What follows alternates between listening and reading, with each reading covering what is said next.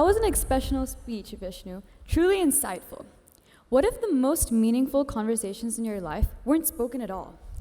This talk explores how we can foster deep connections by transcending language barriers, learning to communicate not just with people, but with the quiet dialogue of the world and with the people around us. Please welcome our penultimate speaker of the night from grade 12 of the International School of Hyderabad, Katre Okan, and her talk on conversations beyond words.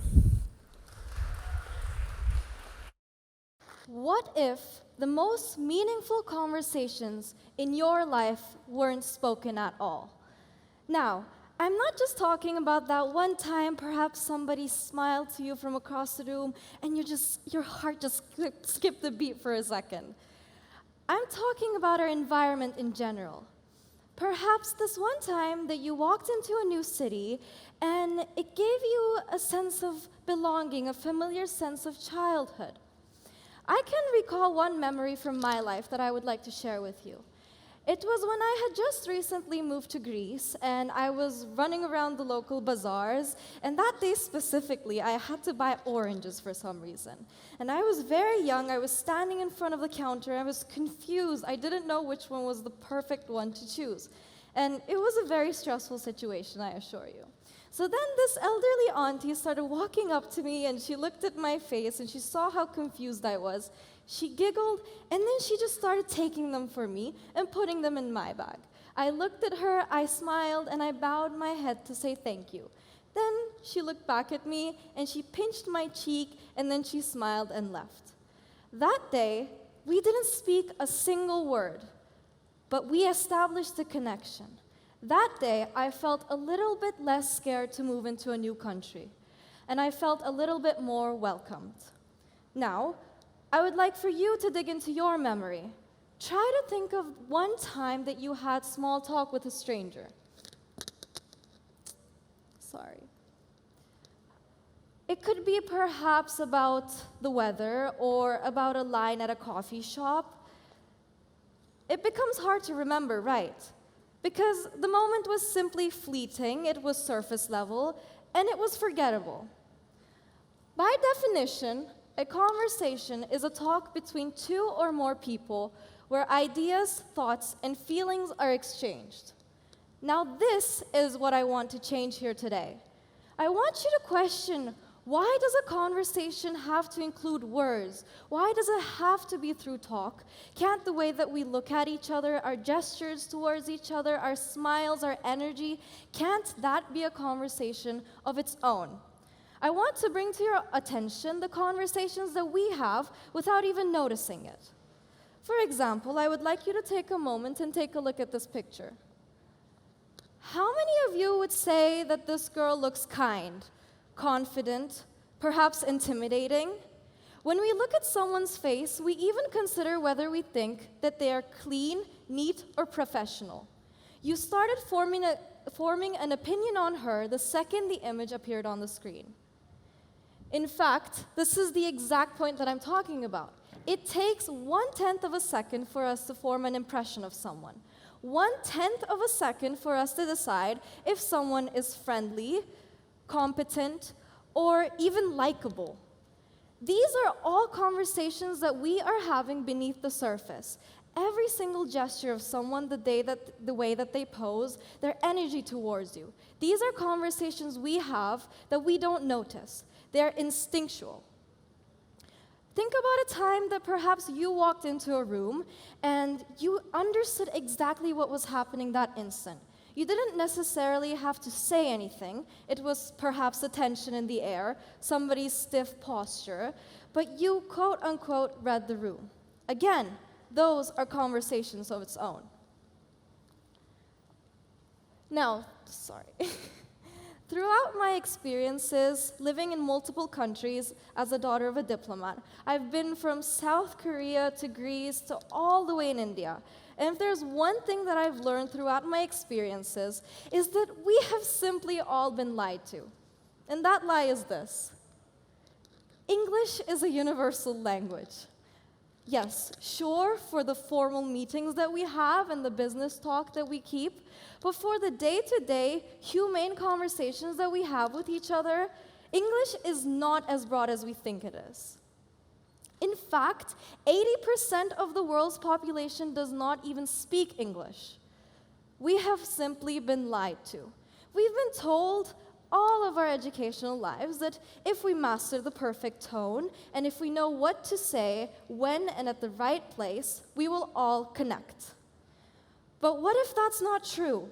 What if language is not the bridge that we think it is, but instead a barrier?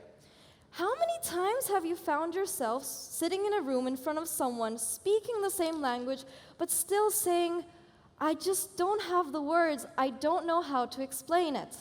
We think that language is the key, but often it simply locks us out. Now, for this point, I would like to give you an example from my culture. In Turkish, there is a specific word, hüzün. Hüzün. Now, in English, hüzün is often translated as melancholy or sadness, but that simply strips away the true meaning and translation of this word. Hüzün can be described as a collective and shared feeling of longing and sadness, at the same time nostalgia. It can even be described as a sense of loss where it gives you comfort. I could keep listing out phrases and words to describe this specific word, but at the end of the day, I just think to myself, how do I simply translate it? And I have accepted and understood the fact that I can't, because some words cannot just be said out loud. You cannot convey it through phrases or thoughts. You simply have to feel it. I would like to now circle our attention back to where we are today. Does anybody here know how many languages are spoken in India? Well, apart from the 22 official languages, there is 1,576 mother tongues and 19,500 dialects. 19,500. That is not just a number.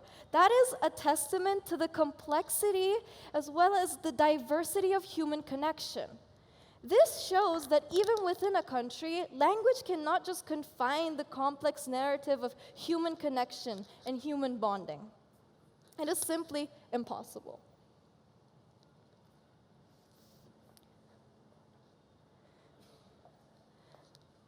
Now the point is, if I stand here without saying anything for 15 seconds, all of you will start thinking, oh my God, what is happening? This is so awkward. Well, the point is, we are scared of silence. We simply take time throughout our day to fill the small gaps that we have with silence, with small talk, just because it's always better to say anything than to say nothing. But I want us to understand that sometimes the relationships and connections we build with people are not necessarily defined to that. Coming back to India, I know classmates here who do not speak the same language as their own grandparents. I watch them still spend time with each other when their grandparents put food in front of them and give them plates and hug them. Necessarily, they're not talking, but conversations are still happening. That is their way of saying, I love you, I see you. But this is not just confined to families. There's so many people around us every single day. Let it be housekeepers or perhaps security guards. But we have been convinced that if we do not speak the same language, after a simple hello or a thank you, there's nothing left to say. But we need to understand that connection and conversation is not just limited to language. It is not just limited to communicating by words. It is recognition. It is recognizing the people that are around us.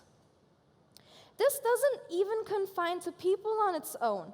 We don't notice, but when you have a dog that's coming and it's wagging at its tail at you, it doesn't necessarily tell you, oh my God, I've missed you so much, where were you whole day? But we just know what it's saying, and we smile and we scratch its ear. We, in a way, converse with animals around us, and we do this instinctively. I know my mom, for example, she's always talking to her plants and she's pruning them.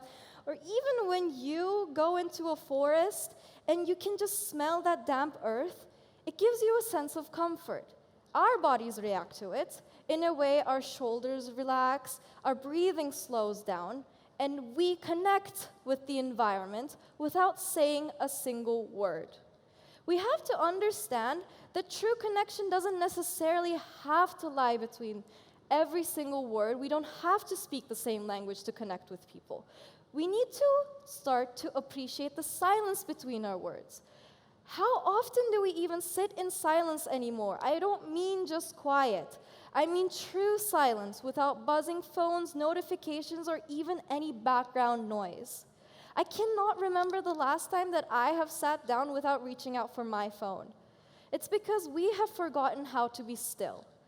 But our mind begs for these kind of conversations. It begs for the stillness, for just having presence, and for quiet. So tonight I want to challenge you for one thing. I want you to go home or go out tomorrow and sit with a friend of yours in silence and just try to appreciate them. Try to do what the word huzn describes. Huzn is also a word where huzn is also a word that can be described as the warmth of someone's hand on your shoulder at the end of a long day. Or when you have eye contact with them and you feel like they just get you without you having to say anything. I want you to try and do this. I want you to embody it. And I want you to try one more thing. Show somebody that you appreciate them without saying a single word. Because maybe sometimes the most meaningful conversations that we can have with the people around us don't have to contain words. They can just be the ones that we feel. Thank you.